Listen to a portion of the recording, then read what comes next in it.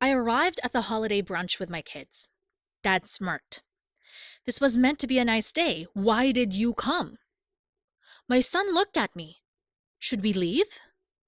I said, yes, right now. An hour later, Dad regretted his words. I'm Nancy. I'm the daughter who always says yes. The one who shows up, covers the bill, takes the phone calls at 2 a.m., and hands over money even when I barely have enough for myself. The last month alone, I sent over $700 to my parents. Half of it was for my dad's urgent car repairs, which, funny enough, turned into a new outdoor smoker and a pair of Bluetooth headphones for his walks.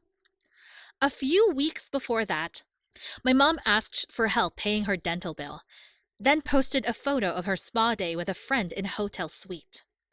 I didn't even ask. I never do. They've always been like that, selfish, but embarrassingly proud of how little they give in return. My mom told me once that having me at 17 ruined her body. I was 10. That was the moment I understood what it meant to be an obligation. My dad, when he's drunk, and that's often, likes to joke that if condoms weren't so expensive in the 90s, he'd have a boat by now. No one ever corrects him. So I say yes. Yes to bringing the kids to their house, even though my mother criticizes their clothes and my dad calls my daughter moody if she doesn't hug him. Yes to paying their Wi-Fi so they can stream shows and ignore my calls. Yes to keeping a shared account just for emergencies, which they treat like a vending machine with my name on it. So when the usual text came through, holiday brunch tomorrow, I almost didn't respond. But I did. We'll be there. I got the kids up early, dressed them nice, even straightened my daughter's hair and let my son bring his Switch in the car. Picked up a box of pastries on the way. I wore the necklace my mom once liked, even though the clasp scratches my neck. When we got there, the door was unlocked. No one greeted us. The TV was blasting some morning game show. My mom folding napkins like they owed her money. My dad already halfway into a drink. I stepped in with a smile that no one looked at. He didn't even wait 2 minutes. My dad looked up and said, loud enough for the cousins to hear, "This was meant to be a nice day. Why did you come?" My son glanced at me. Should we leave? I said, yes, right now. No drama, no scene. I turned. Kids followed. Door shut behind us. Pastries still in my hand, untouched. We ended up at a dinner 25 minutes away. I let them order pancakes with chocolate chips and soda at 11 in the morning. I didn't eat much, just sipped coffee while the buzzing in my chest settled into something clearer, something final. Exactly 1 hour later, my phone rang. It was him. Not to apologize, not to ask if the kids were okay. He just wanted to know why the shared account suddenly showed a zero balance. I didn't answer. I just stared at the screen until it stopped ringing. Then I opened my banking account, clicked one last button, and smiled. The first call I ignored. The second one came 5 minutes later. Then a text. Call me. What the hell is going on? I knew what was going on. He finally realized he couldn't use my money like a backup credit card anymore. I transferred every last cent from the shared account to mine and submitted a request to close it. I'd been thinking about it for months. I just needed the push. Turns out all it took was one smug sentence from him in front of my kids. At the dinner, my daughter asked if we were ever going back there again. I told her, probably not. She shrugged. Good. By the time we got home, I had 6 missed calls. 3 from my dad, 1 from my mom, 2 from a cousin who never talks to me unless there's gossip. I set my phone face down and left it there.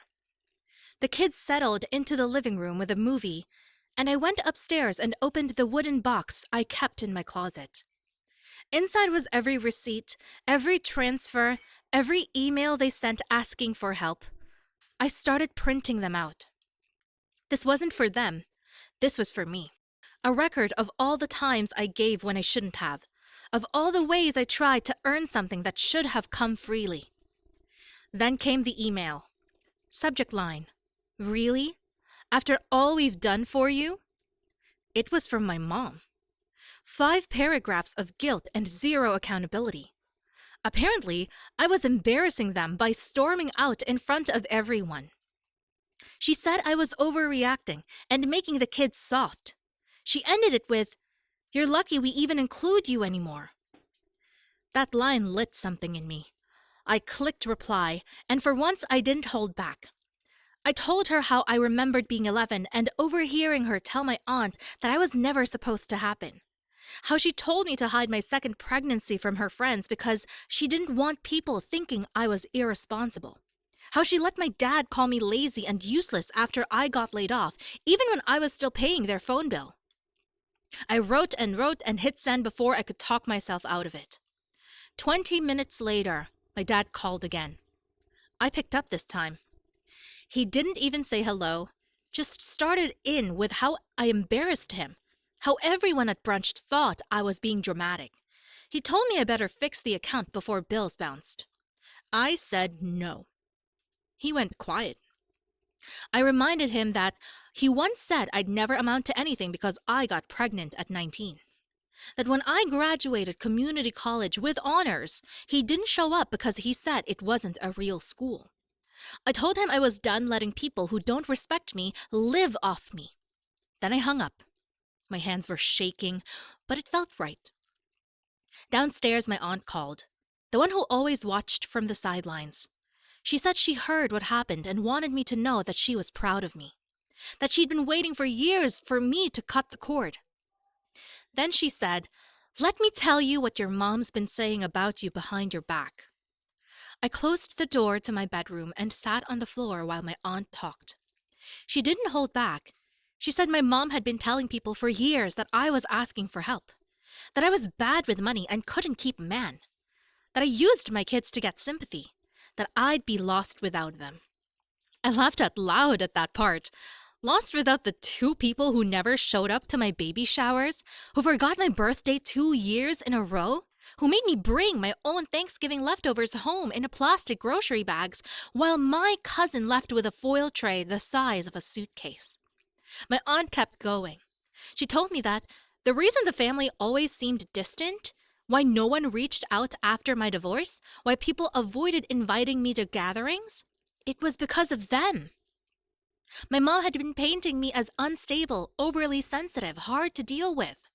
It wasn't just that they didn't defend me, they made sure I was the family punchline. I stayed quiet while my aunt talked, let her empty it all out.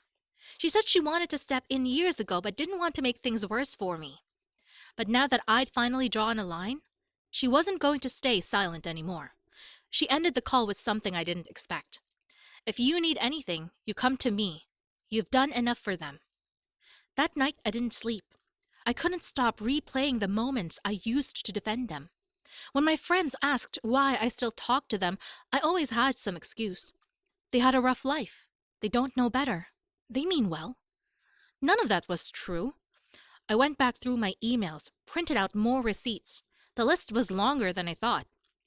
I wrote dates and reasons next to every transfer. Dad's insurance deductible, casino weekend, mom's prescription money, new designer handbag she posted a week later, birthday gift for my cousin she forgot to shop for. Every lie, every manipulation, on paper, all at once. And I still hadn't told my kids what really happened. I didn't want to turn them against their grandparents, but I also wasn't going to lie anymore. The next morning, my son asked if we'd be seeing Grandpa again. I told him probably not. He nodded. "He did good. He's mean to you." I nearly broke right there, but I held it in.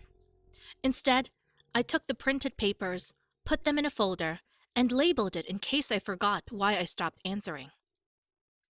By noon, I'd blocked their numbers. And that's when the real chaos started. By the time I blocked their numbers, I felt something close to relief. But peace doesn't last long when you're dealing with people who don't believe they can lose you. It started with a knock on my door 2 days later. I wasn't expecting anyone. I looked through the peephole and saw my cousin Mark standing there with a bag from the bakery we always went to. I hesitated, then opened it. He didn't say hi, just handed me the bag and said you should read the card. Inside was a note in my mom's handwriting. She didn't sign it, just wrote, "This is what happens when you turn your back on your family. You don't get to come back." It wasn't an apology. It wasn't even a threat. It was a declaration. Like I was the one who walked away from something good. Like I was the one breaking the code. I looked at Mark and asked if he agreed with her. He didn't answer, just said he was told to drop it off. Then he asked if I'd close the account because I was in some kind of phase, like I was acting out. I didn't argue. I told him goodbye, closed the door, and tossed the entire bag in the trash. An hour later, I got a call. Not from a blocked number, but from my bank. My dad had tried to log in using my old credentials. When he failed the security check, he called the bank pretending to be me. Said his daughter was busy and needed help with a joint account. He gave my social security number, my birthday. They flagged it and froze everything temporarily for my protection. I was stunned. I hadn't expected him to go that far. Then I remembered I'd sent him a photo of my license years ago when he needed my ID for a notarized form. He kept it. The betrayal had layers I hadn't even reached yet. I went to the bank in person, explained everything, showed the folder of printed evidence. The woman helping me blinked a few times and said quietly, "You should think about getting legal protection." I didn't want to believe it was that serious.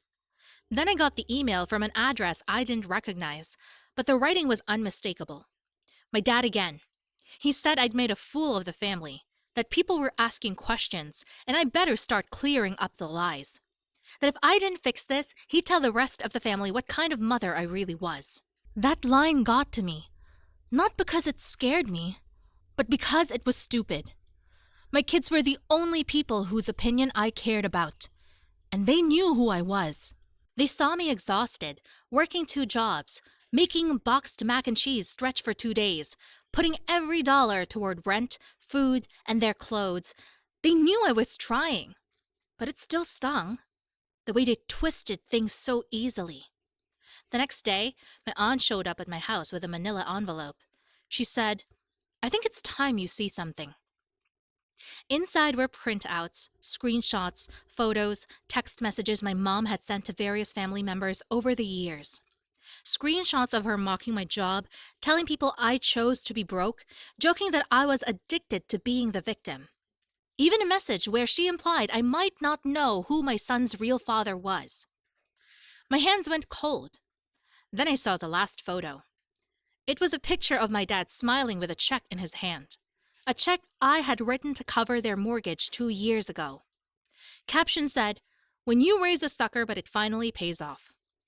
That was the moment something in me broke for good.